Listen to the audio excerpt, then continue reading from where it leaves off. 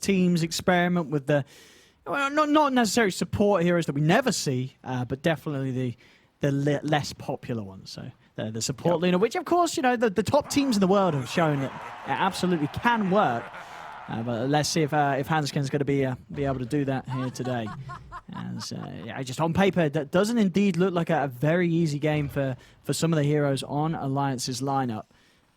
No, and I'm just trying to figure out what some of these heroes are really going to do. Like, what is support Luna really going to do? Eclipse looks like it's going to be worthless all game, right? Like, we're playing into Rage, Lifestealer, Speedy, Bloodseeker, heroes that all build Yule Scepters, Void Spirit with Disengage, and then Chen Creeps with a also massive heal that's going to come into play a lot of times. I feel like this Chen is going to counteract a lot of what Alliance does have. The Omni Slash is going to get countered a lot of the times, and, you know, there's a lot of sustain that is coming in from Viking too. They have the Infest as well, which we've seen a lot of teams using as just protecting and saving heroes. So we'll see if Alliance is going to be able to make this draft work, because yeah, I'm struggling to see how it's all going to come together in comparison.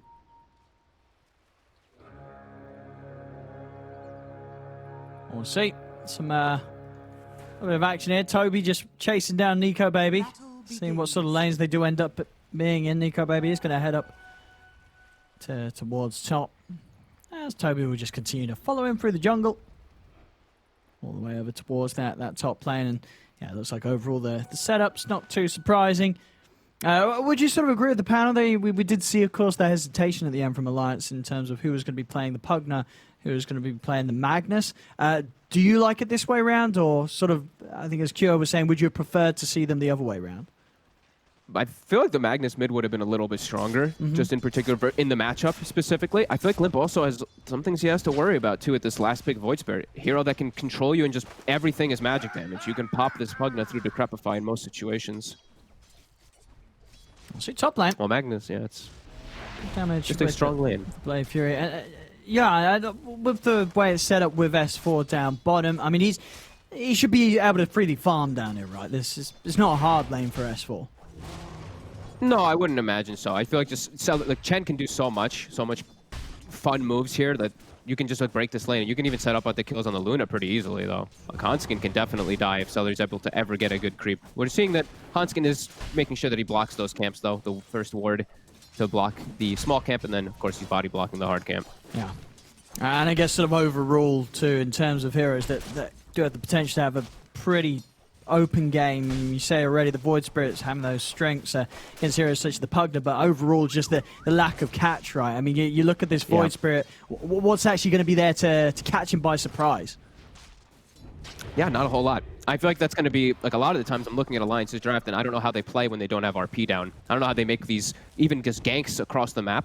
Who's going to be your ganking trio? Witch Doctor, Pugna, and Luna? It's very awkward. Yeah, for sure. I mean, for Limp, it's just right. You're a Pugna, but you're a Pugna that alone, you're never really going to be able to walk up and threaten a Void Spirit. He's jumping out there. You're never going to be able to walk up and threaten a Lifestealer. He's raging out there. Yeah, your hard stun is a Witch Doctor, Cask, and a Lucent Beam. Besides RP, it's very limited. We see Celery. He's finally able to get the D ward, so his pull is going to be open. But we're seeing they're able to farm down bottom just fine. Shad, the thing is that he can't get pressure down here. And Hanskin, he actually has to instantly TP when they get an open wounds on him. So they're not slowing Shad down at all. No, Shad not in any trouble against this lane right now. Nope. We see mid, Limp is coming out with a couple more denies. Maybe a little bit to be expected in the matchup. This Pugna's been very dominant in a lot of these matchups, especially versus these melees. And top, I saw FNG. He went for the level 1 heal this game on the Witch Doctor, so just full about playing the lane passively, just trying to secure Nico Baby the farm. Radiant's courier has been killed. Hanskin able to find himself a courier and replace another sentry to block the small camp before it spawns. So Celery unable to get a small creep yet, but his hard camp is open. I'm trying to make a bit of a go on to Celery here, but able to step through the trees and get back out of there in time. I mean, I think one thing that definitely can be said though for Alliance, you know, it is a Nico Baby juggernaut. You know, this is you know, one of the heroes where if he starts to hit those early farming items timings, he can become sort of this ultra carry at a pace that, you know, a lifestealer isn't going to be able to farm at the same rate. You know, Nico Baby, if he gets a clean start, he's going to be at the top of the charts. Oh yeah, and if he can ever find opportunities for these clean Omni Slashes, sure, he might be able to actually kill like the lifestealer if he's isolated. Just looking at the whole, you know, the whole thing together of Boom, don't feel like that's going to be the case. There's going to be Chen creeps a lot of the time too, and a lot of different heals that he has to deal with. The one thing, vote for Nico Baby, there's no BKB piercing stuns. While the lifestealer does have to worry about that on the side of Alliance. Decent amount of BKB piercing things. Mid lane, Rune Spawn won't favour Viking as it's pops bottom. Hanskin's able to take it. There's an arcane. Might land to get a few more lucid beams in harass down on the bottom lane. Stops the pull. Getting harassed really hard by these creeps though. The little wild wing with that plus damage. They're actually pinging him out. It looks like Celery wanted Shad to go over there and go on Hanskin. Might have been able to actually kill him. See top, they're going to try and kill Toby here. At least have a bit of a shot there. Doesn't actually want to commit there. And Bottom, end up a bit S4 too does deep. not... He actually puts the second point in Shockwave, and I think they're aware of that now. So they might look to actually pressure S4 whenever he steps up without having Skewer. Yeah, next round of open wounds. S4's gonna have to be careful, but has managed to push them in a way that will give Hanskin the space to take the 2 bounty runes down here. Top lane, top half of the map, Viking will be able to get those 2. And in fact, the dive's there by Toby and Aramis. They're in onto FNG, and they'll find it. First blood coming in at 5 minutes. Very strong lane up top. All these Bloodseeker +1 lanes just feel insane. Bloodseeker plus Rubik, Bloodseeker plus Lina, Bloodseeker plus Windranger. Just any of these just feels super dominant most of the times. And oh, Aramis with his deep ward, he's gonna get a courier snipe. Dire's courier has been killed. Gonna take an Obs and a Sentry away from Alliance for a bit of time. We're seeing Boom suffer mid though a bit here. You know, after that laning start and then also just not getting the rune.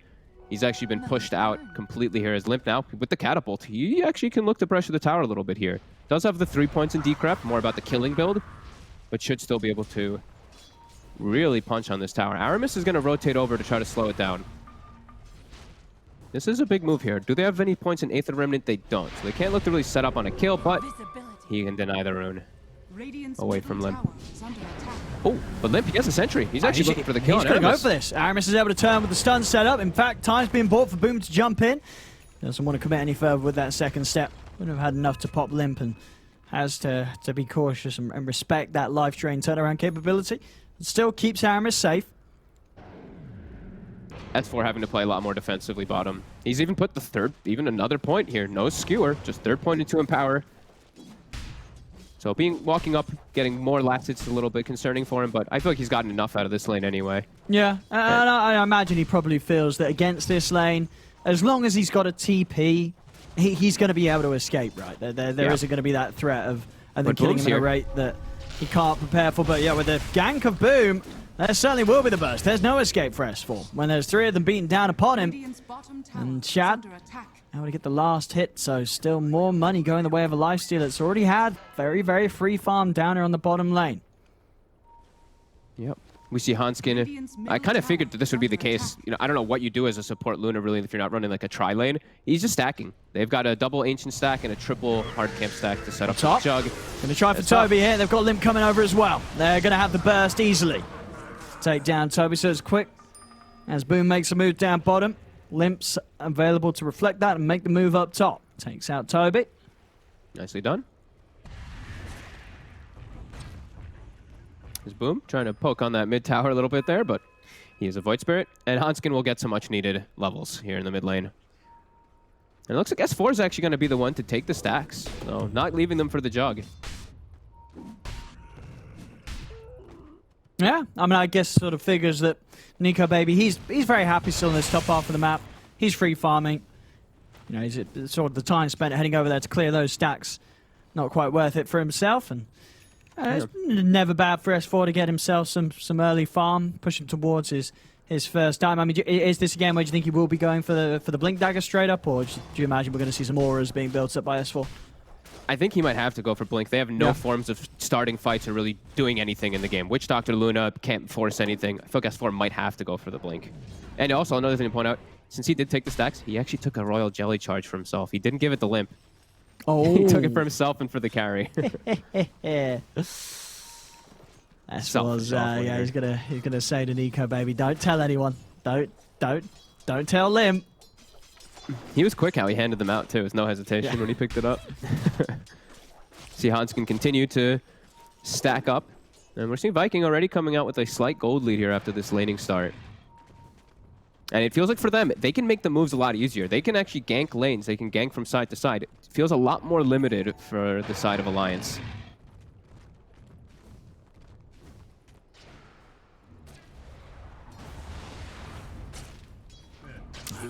I imagine as well this game for Alliance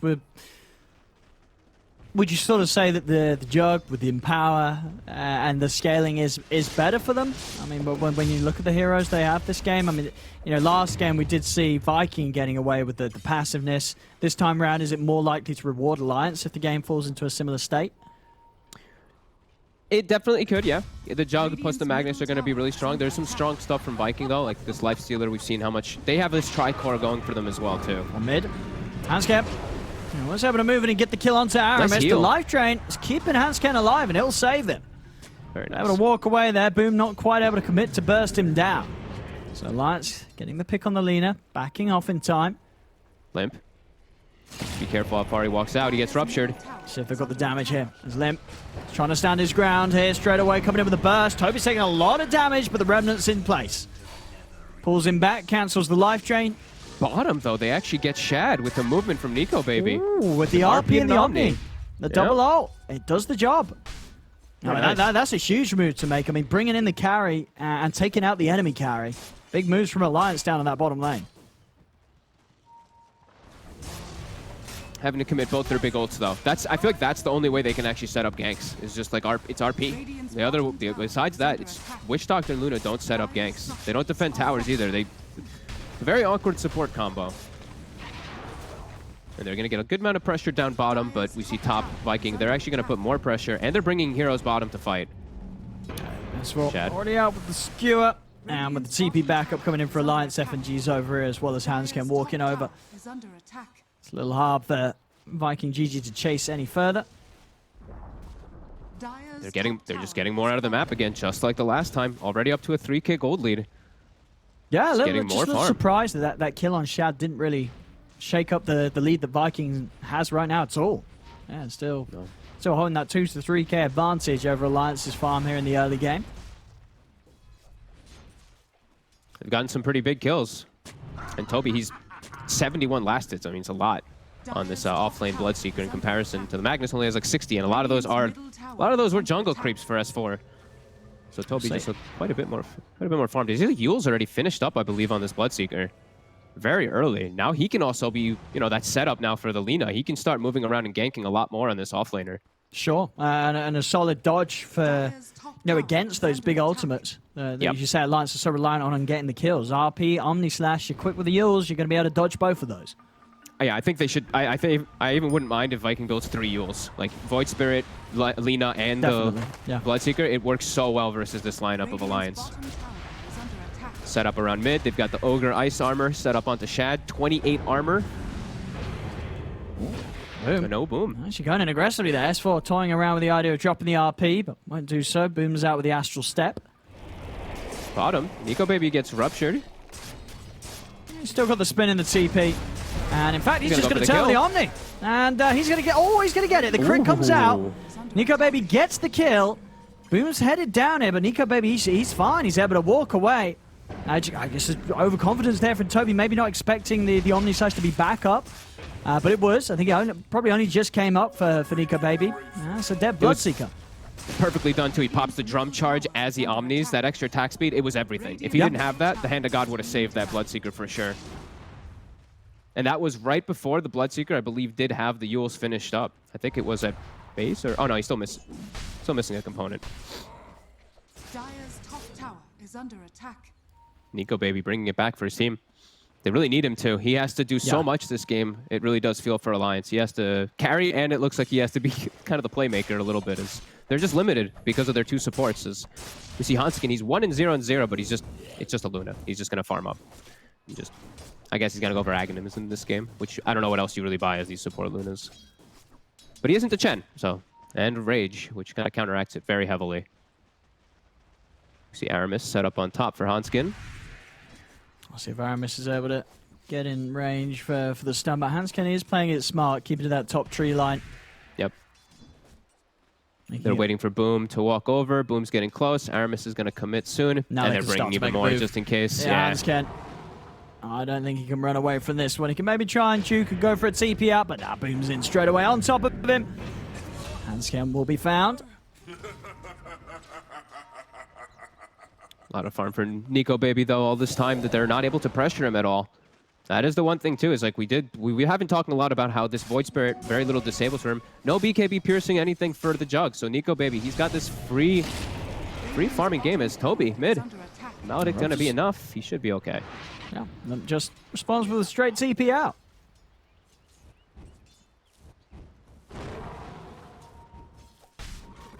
Yeah, look at how deep Nico Baby is. Look how far deep he's pushing. That's how I mean, safe he knows, feels. right? Yeah, he doesn't feel that they can kill him. And I don't think he's wrong. Nope. 2-0-1. As we see Limp, though, getting set up on. He's got backup. Yeah, straight away. Immediate TPs from everybody on Alliance coming in to keep him safe. I mean, Limp won't go down. They aren't able to get the catch on to Boom in turn.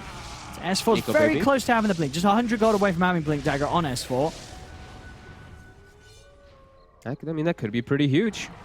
Another incredibly quiet game, Owen. 4-4 at 15 minutes. Just It is, and I mean, as I say, I think this time around, you know, you're a Jug with power. I think Alliance is maybe it's arguable if they're more comfortable than Viking in this game, but they're definitely more comfortable compared to the position in the lineup they were playing with in game one. When it came to sort of slowing things down. This time around, they've actually got a Jug, so with the Empower, who can really make the most of this downtime. Yeah, they're not hemorrhaging too many kills either on their other core. Like Lip, he's only got the one death, so. Yeah, if they just keep it at this pace, it does feel like Nico Baby can do quite a lot in this game. I mean, Manta's already done. Phase Manta Drum, level 13, almost level 14. It's off to fantastic timings. And it really feels like it's going to be so limited for them to catch him. It's like Aramis has to stun him from the tree line or something for them to actually set up. It's got to be a light strike into a Remnant from Boom, and that, even then, you know, you're going to actually have the damage. You're going to need at least the Laguna to have a chance. Nico Baby just charging in to Crepify to slow down Aramis over to the side. Limp, it's been ruptured. They're holding the high ground here. Viking aren't going to step into it. They insta-bailed. Aramis just immediately TP'd back to base. They had no intention of fighting in that area. This Jug it's going to be very hard to deal with. I mean, Shad he's got the AC. I mean, I imagine for Shad, do you think Abyssal Bash is probably quite high on his list of priorities this game? Yeah, the AC works really well, though, with this whole team when they're grouped up. It's going to buff up everybody, right? That Lina and that Void Spirit as well, just quite a lot. I do like this choice here. It's not selfish at all. It's really not. It's just all about the team, really, if he's just going to go for this build. And that's really what I feel like Viking is all about. It's like this group up. Same thing for Alliance, but... Radiant are scanning. See, Shad has to be careful here of this RP. S4 is at the ready. Yeah, I mean, he was almost in a position to go for it there on Shad. Doesn't try and find the jump. Just happy with forcing Viking away from this top tower, allowing Alliance to clean up another objective. Viking, meanwhile, putting pressure on elsewhere. Down the bottom lane, Boom and Aramis pushing on. Trying to get any of these towers. Like this mid and bottom tower is still quite a problem for them. Mostly the mid one, as we see the smoke coming out. S4, they're trying to get this set up onto Shad. Shad. Is he going to be able to, you know, are his spidey senses tingling? They're hunting.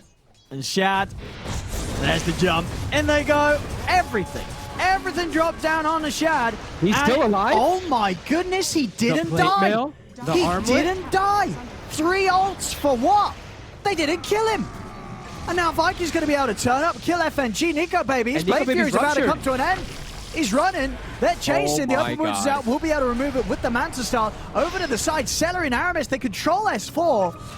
The Bloodbright is not going to hit onto the two of them. Nico Baby will manage to get away with the rest of them, but he didn't die for. There's 3 ults thrown down onto Shad. I mean, between what the armlet toggling and the wand, it wasn't enough damage. Death Ward, RP, and Omni Slash, it didn't do it. And this is when we talk about all the little things kick in and all the little things matter. Broom handle, plate mill, all this armor, the heal. Light's still looking to go in. Nico Baby, no Omni though. He has to be much more careful. One disable and he can be very likely to die. They do have their Magnus respawning. Nico Baby. He's been hit up by Limp. Our scouts, one of them has it, but now Shad moves in onto FNG. FNG burst low, the dust is out. FNG heading up to the high ground. Handscan comes in with the ult, turns over towards Boom, but Boom's out with the Astral Step. Over to the side he goes. Aramis taking damage with the Blade Fury. S4 into the side, but he's stopped in mid-skewer by the Yule Scepter. Remnants out, they do lose the Lina. Instant buyback from Aramis as they'll kill off S4. Alliance holding the high ground here. Nico Baby holding his position. Once he is still ruptured. Viking, they're trying to finish this Roshan. Alliance still doing their best to push Viking away from being able to comfortably take this Roshan. Nico Baby still very confident of how strong he is. They're going to send the Void Spirit back to heal and then recall him with the Divine Favor to look to fight. So full HP, full mana. They're even going to bottle up their teammates, it looks like. Yeah, Toby walking near. So they're all healthy. Alliance, Luna very low on mana. The rest of them are healthy, though. S4, does he have a TP? His TP's on cooldown 20 seconds. He's walking over. And yeah, the ults are going to be up. So now it's a little harder for Viking to push for this Roche onto the side. Ooh. Nico Baby. Blade Fury out in time. Stalemate watching at the Roche here. 20 minutes kicks in. Bounty runes grabbed. But there's the Omni Slash. There's the RP available again. Fight gonna get it. Fight gonna be a lot harder here for Viking. But Chad, I mean, he's almost got the AC finished. It's gonna help his team a lot. With the mech aura, with the AC aura, all this plus armor is gonna be real strong versus this Jug Omni. Yeah, I mean, and the fact that it's not only those items, just the sense of the heroes too. You know, Chen with his army, as we've already said, all these things adding up, meaning that they really do have to find opportune moments to get Nico Baby in with the Omni Slash. It's not going to be easy to find that chance at all, really, in the team fight set. To the point where we may really just see the Omni Slash used as a way to sort of keep Nico Baby alive rather than necessarily guarantee him a kill. Yeah, just so many different ways that they can play around it. And it's gonna get scary a little bit here too. I feel like they have to try to like force the Roche here on Alliance, which they can. Especially when Void Spirit gets the Ags, I feel like it changes a lot because then he can just pop these back heroes. He doesn't quite have it. This is a big movement here for Alliance. See if Alliance get away with this. Smoke out from the rest of them on the sidelines as S4's ready to jump with that RP. Falling low. I do have steal potential. Boom, ready with the Astral Step. See if they're able to snipe it. It's getting very low here. Sending the creeps in. Nico Baby's trying to come in with the Blade Fury, but the Roche has been left incredibly low. As Shat's inside the pit. He gets stunned. Is out. They're looking to finish it off. The Laguna's there, and they're going to be able to get the kill in the Aegis. Boom's able to pick it up. As off to the side, Nico Baby, he popped the Omni Slash, but he was just all over the place. Wasn't able to focus down anyone. Has the Blade Fury and the heal from Limp to get him out of there. Shad turns over towards Limp, slows him down with the open wounds to set up for the Light Strike Array. Celery sends in a Centaur Creep to land the stun on the Pugner. Limp goes down as Viking GG. I mean, they just get in at the perfect time. The stuns are out, I believe, from Aramis to sort of set up the space. Shad, he's in the pit. And they get it. They get the Aegis on Boom too. No problems with that. You know, they're very happy to pick it up on the Void Spirit. Big moves there from Viking. And even though Nico Baby, we see him, he's very farmed in this game. He pops an Omni Slash, all this armor. It's 40 armor on a lifesteal. 43, in fact. An easy kill for Shad there as Boom's in with the setup. Actually making moves down towards Nico Baby. Nico Baby, he has got Blade Fury, but he hasn't got a TP. See Boom. Oh my god. Are they going to actually be able to chase him out? I mean, he's out to the side. They do have the cars counter Aramis. Aramis, he's trying to get the start of the Infestial, keeping Aramis alive. They so much heal. The blow up has gets S4. Does manage to land the 3-man RP. Is there any follow-up though? They're sucking Shad low with the life trap, but it's not low enough. Boom jumps back over with the Astral Step. S4 tries to scream away. Nico Baby's just got to hold and hope that they don't see him up here. They do kill Boom the once. Can they do it a second time? Boom. Quick jump with the Dissimulate. Nico Baby trying to head back in, but he's still rather low. Shockwave pulling Boom off to the side, but still too difficult for Nico Baby to get himself back in on the action. As now Viking GG up 7k, 12-5. They're starting to get quite ahead, and you know, Shad, he is keeping up, no problems with Nico Baby, despite Nico Baby having the Empower. They're too tanky, and just there's way too much heals in the fights. Just innate tankiness from the armor that's coming out from all of them, and even some Ogre Frost armor that I've seen Celery doing. And then just Hand of God comes out, plus a mech. All the damage that Alliance throws out is just gone. It's looking real hard for Alliance to take any of these fights. As S4, it feels like he has to find these dream RPs, but he can't. Toby's on him every single one of these fights. He just zooms onto him, pops a Rupture, just hits him, just doesn't allow S4 to get any setup. And like I said, I feel like that's everything for Alliance. It's S4 landing an RP. Viking. They've got a timing now. Ag's finished up on Boom, so he's much stronger than he was in these last few showings. See, they're going to be able to have find a much harder time. Yeah. Nico Baby. He's going to show himself on the wave. So they want to sweep down for him. No, they want to try and find whoever's hovering around this mid-tier 2, and it is Limp. Limp's out with the Glimmer, but the dust is there. In fact, the double dust. So they're definitely going to be able to see him. As Limp first underneath the tower. And it's getting to the point where for some of these heroes on Alliance, it just doesn't feel like an easy game at all to play when you're behind. Limp very vulnerable to the burst, and even that physical, just the combination. Decrepify is not going to save him, and even if he does, they're going to have burst to go through it. Toby's just running in, ruptures Hanskin. So they're just bursting Hanskin low here. Hanskin, he's not got many options. The Death Ward is down onto Aramis, and with the Maledict should kill him, and actually Hanskin, he will live. Okay. Stands his ground, pots the Eclipse. They'll get the two of them, as Viking GG poked around a little too long. The two supports feel like they just did more work than the Alliance in a lot of the fights. They're finally able to get some big kills. But really feeling that effect of just having a 4-position Luna. It feels like it's not doing anything. Hanskin. Hanskin's, he's getting far. He almost got his Axe, but he's walking into... Oh, we didn't see him! What the treat? The fog of war? Unintentional juke. Amazing. He didn't see him. That was...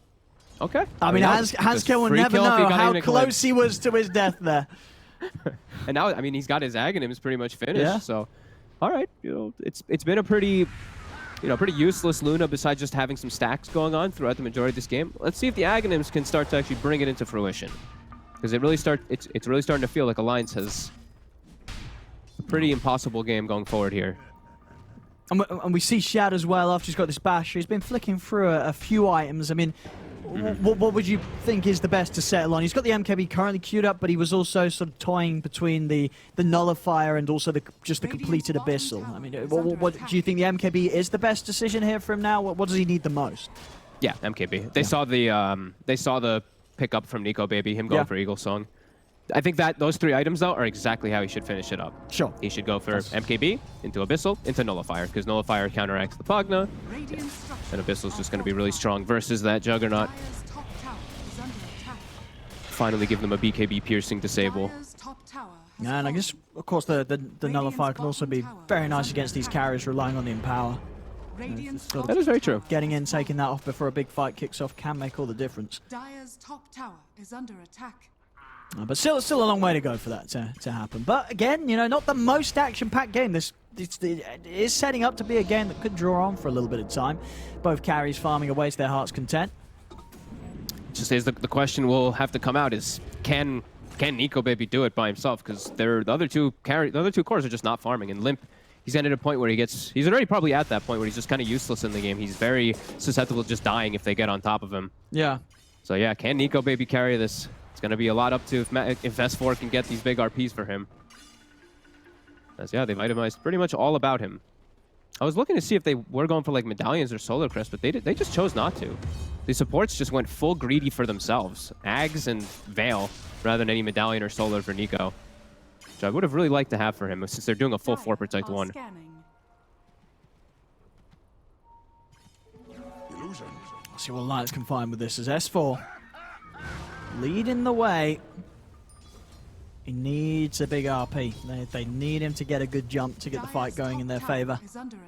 He can't be the one to just start the fight, though. I feel like someone else has to start some chaos, so S4 can actually get an opportunity to get these RPs off. He can't just walk up. It's they're not going to give him that chance. Dire's top tower. Someone has to just walk in and maybe Celery's give just up guarding this their high life. ground. He knows that some sort of movement's coming in around here, and it is. Instant stun. Puts that ward up. Radiant's middle tower has fallen. And we'll take the Infest tower on mid. boom. They're looking. They S4. saw S4 for a second. That's the target. That's the main one that they want to get on Viking. S4. Oh, he's going to jump in. But the RP's on Aramis. Boom was able to dodge it as he jumps to the high ground with the Astral Step. They burst down Aramis, but instant buyback comes out. And now Boom's ready to fight back in with a 3-man silence, hitting the Resident Pulse on all of them. The life chains keeping Hansken alive. Toby with a run down onto Nico Baby. The healing wards keeping Nico Baby alive. Toby, he's able to take it away, though. Nico Baby trying to turn. But the ults have been used. RP's down, Omni Slash is down, and so is Eclipse. And all that they got out of it was a dead Lina. They only were able to kill off Aramis, and now Vikings ready to fight back with full force. Laguna Blade down onto S4. He's able to skew off to the side, but Shad's got the damage. S4's taken out. They both jumped at the same time. Yeah, Boom jumps and dodges the RP with Shad inside him, so they only catch Aramis, and now lots of heroes lost for Alliance. And as you say, it's so important for Alliance. They have to hit something with these ultimates. The RP in particular, if they don't get something clean to start the action off, I mean, you saw how quick Viking just adjusted to that perfectly. The instant buyback from Aramis and Hand of God being popped, it's just total chaos. And the Alliance, you can feel it. They seem lost after an RP is missed. If they don't get an RP on a core to set up for a kill to start it off, Alliance know that they've just got to turn their tails and run. They've got to get out of there because there's no chance of fighting Viking once those abilities have been missed. I mean, it really feels like those are their only abilities, I'll be honest. Like, I'm watching and Limp can't really get too much off because he's so far behind in this game. It's really just an Omni Slash and just some auto attacks from Jug. If they miss the RP, the fight's just over. Want him. Nico Baby trying for some split push here. He's going to take a Laguna to the face as Aramis pushes him back. Space there for Viking to take that Roshan. Aegis and Cheese, almost MKB finished on life there. They're taking all the boxes, and I'm looking at the itemization. It's all about just dealing with Jug. They know all these other heroes, they don't do much of anything, just massive amounts of armor, Lotus Orbs, etc. being built up. Which, yeah, just feels like Viking. They're prepping themselves to just be able to handle Nico Baby. So I feel like Alliance, this might be one of their last hurrahs here. Abyssal Blade purchased. Burns, doesn't it? If they lose this next fight, doesn't feel like they're going to be able to win any in this game. Oh, what's the timing on RP? Okay, so the ults are all back up and ready to go. But we're seeing already how hard it is for them to make that move onto Viking. Now having to do it into Viking with the Aegis and Cheese, they're going to have to come out with some sort of jump or move that we are yet to see from them this game. Yeah, they have to try to get him isolated, but even then, like as we mentioned multiple times, Shad, he has 44 armor when he has the armlet on. Yeah. He has a greater fairy fire, so he'll probably get 1 or 2 charges off. Aegis too.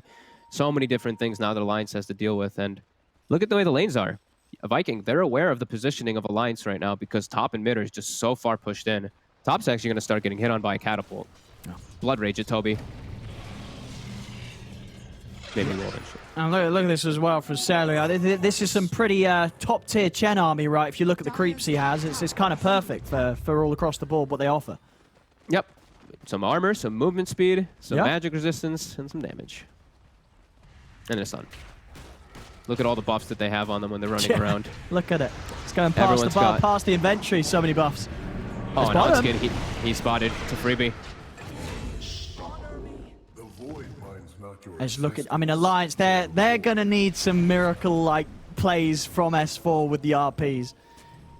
I mean, they drafted like that. Like, they picked Luna, Pugna, and Witch Doctor. Like, you have to know that this game is going to get to a point where it's all on RP and on Nico Baby. Like, these three, like, as soon as Pugna starts doing bad in the game, the support duo can't do anything. Like, Witch Doctor and Luna, they can't set up for kills. As he's spotted. And he's going to be killed. Yep. Starting to really fall apart here for Alliance here in this game too. Yep, more items going into Vikings inventory. Shiva is now finished for the Void Spirit, level 20. Full pipe on And onto the high Toby. ground. Oh boy, yeah. And here we have Nico Baby. Don't get the Blade Fury off in time. I'm actually surprised he built the pipe instead of going Lotus Orb. Oh, look at that. Pulling onto FNG. Well, FNG's not going to be alive for this defense. Just get straight up dragged in by the Renner. They do get the skewer back onto Shad. Jumping for Boom comes in straight away with the silence to keep Shad safe. They do turn over towards Boom. Getting focused, but he's able to jump out to the side. Hannah got his back up to full HP. Boom's able to jump out. They won't kill him. There was a buyback coming out from Limp, but not able to set up or catch anyone from Viking. Even with that deep skewer, it wasn't enough. Yeah. Very scary for a second there. He's forced to pop his cheese to survive as he gets almost chain bashed under tier 4s. It's gonna push them back. But yeah, we're seeing the And the Lions, have they got any smokes? What sort of moves can they make? I mean, is there actually a chance of getting a jump outside of the base, or can they only really rely on a high ground hold? I think they can only really rely on high ground, and they're also playing into Aegis. So it's just too scary really to walk out, make a mistake, and you can just lose the game here if you miss an RP. So much pressure on S4. We're seeing bottom Hanskin. He's trying to find places to farm, but Toby, he's standing on top of him. Yeah, he's just ready to play around with Hanskin. Yeah. Goodbye, Hanskin. Nothing to be done here by Luna. Mid lane, Nico Baby did start to make a move over towards Shad, but not a target to jump upon with the Omni Slashes. They're just not be quite enough damage from this jug, even as farmed as Nico Baby is. He's getting initiated on. Gets the spin though. CS4 goes for a long journey to push top as well as gather 2 bounty runes for his team, so get some gold. But we're seeing Alliance, so this is just, it looks like desperate moves, right? Just trying to find anything they can out of the map as Vikings they're constricting them completely. And look at Aramis and Boom on the hunt again. S4. He's out. We'll make it out. He's out and away. We'll manage to live. But yeah, we're seeing some, the really sort of insane numbers coming out. In the good and the bad sense, really, for both teams. I mean, it's getting close to the stage where Limp and S4, they're going to be falling behind the net worth of the 2 supports of Viking GG in a sort of an objectives time. Yeah, they actually might get 5 of the top 6 on the side of Viking if it keeps going at this pace. The Aegis does get reclaimed, and Alliance, they're feeling a little bit of strength here, moving out, getting some wards, and actually going for a smoke play. They have vision down bottom of this Lifestealer. If they blow absolutely everything on Shad, they can get him. If he's totally isolated. Dire are scanning. Too scared to make a move over there as their lane's still pushing in heavily.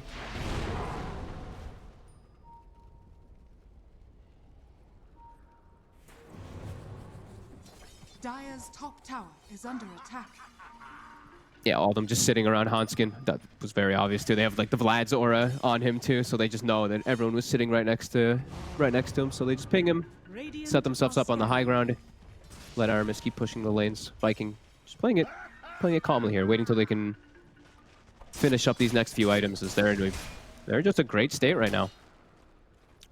All the pressure's on Alliance. Viking sweeping up toward top here. Nico Baby is pushing out forward here. Aramis, he's in position to try to get the stun from the tree line. He's got the opening. I mean, Laguna's out. Ooh, Remnant not quite there in time, but it doesn't matter. The bash isn't just the right clicks from Shadow. It takes him away. Nico Baby pushing out alone. And they're just able to set up like that on him. And he's playing on the southern side too. So many times this game, Alliance has been very careful playing on the northern side of the tree so they can't get stunned from the tree line, but slip up once, Aramis, he finds it. And 70 seconds where they just can't do anything. Alliance just has to watch the whole map be farmed. Actually, a 20 to 8, 14k lead. I mean, well, we've heard it from sort of Viking and the interviews that they've given about how they really do sort of study how their opponents play, and they always try and come up with something that directly counters what that team's been proven to be successful with. And it definitely feels like in both of these games they are just playing, they know exactly how to play against Alliance. As Alliance just both of these games has just seemed pretty lost. Yeah, it really just feels like for Alliance, it's just been a lot of them just playing the farm game. Viking, they're playing the farm game, but then they know when they hit their timings that they can punch back at these moments. yeah, it's been some real good play and real good control of the game. Alliance is just, it's really felt like no hope for the majority of this game. Since this, 20-minute mark, where they were pretty close on this gold. After that point, it's just been Viking the whole way.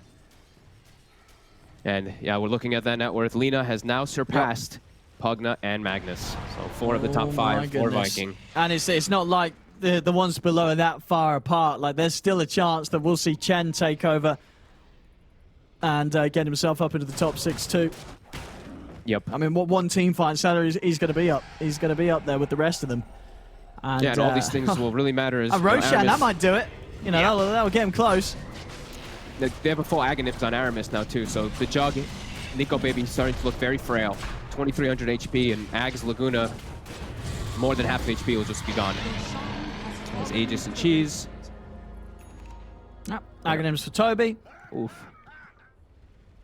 Very nice. Yeah, double 2. Oh my god, that's going to be so good. 2 charges of Rupture, and they also did find a Timeless Relic for Boom. So spell damage, debuff duration on this Void Spirit, who is approaching 25. Yeah.